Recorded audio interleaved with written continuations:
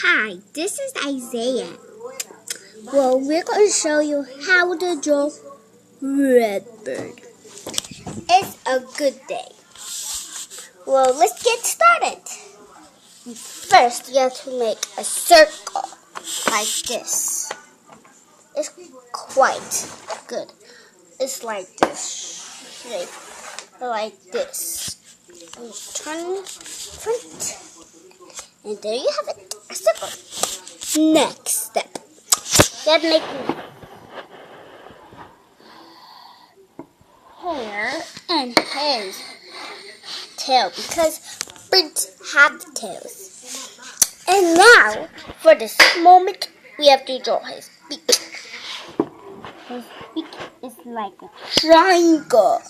And now for the eyes. Eyes are very, very angry like yes. Now, we have to color it. We should color it today.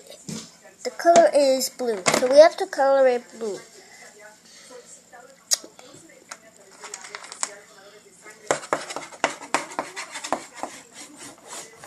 Do you have it? And